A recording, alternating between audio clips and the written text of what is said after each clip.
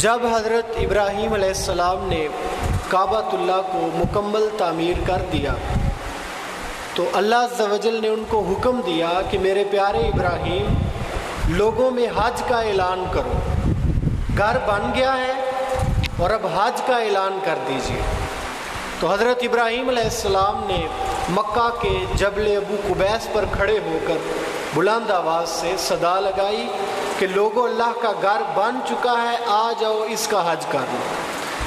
اور دوسری روایت میں آتا ہے حضرت ابراہیم علیہ السلام نے عرض کی، باری تعالیٰ میری کمزور سی آواز ہے، میں پہاڑ پر بھی کھڑا ہو کے اگر آواز دوں تو ساری مخلوق تو نہیں سن سکتی، دنیا میں لاکھوں کروڑوں انسان بستے ہیں، تو کروڑوں لوگوں تک میری آواز کیسے پہنچے گی، میں کیسے اعلان کروں؟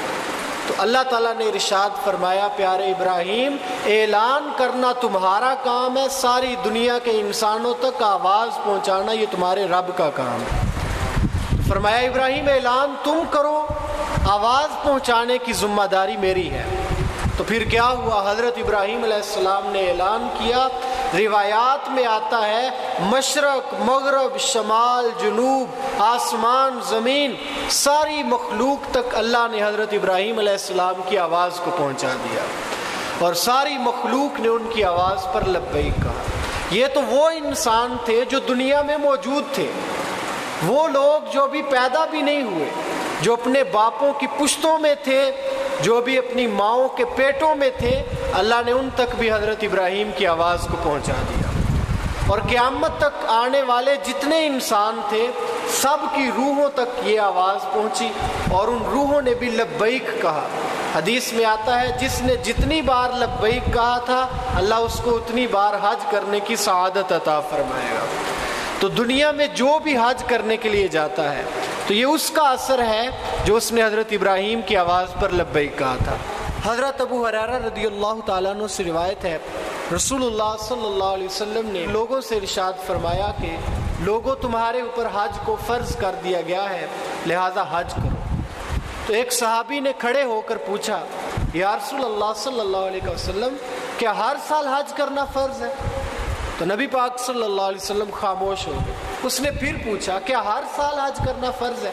آپ پھر خاموش ہو گئے۔ جب اس نے 3 بار پوچھا تو نبی پاک صلی اللہ علیہ وسلم نے فرمایا، اگر میں کہہ دیتا کہ ہاں ہر سال فرض ہے تو تمہارے اوپر ہر سال ہی حج فرض ہو جاتا ہے۔ لہذا فرمایا کہ خاموشی اختیار کیا کرو، جس چیز کو جب تک میں بیان نہ کروں تم مجھ سے نہ پوچھا کرو، کیونکہ ہر سال فرض ہو جاتا تو تم کر نہیں سکتے تھے، پھر تم گناہ گار ہو جاتے۔ اور فرمایا تم سے پہلی امتیں جو گزری ہیں وہ اسی لیے ہلاک ہو گئی، ایک تو نبیوں کی مخالفت کرتی تھی، دوسری زیادہ سوال پوچھتی تھی۔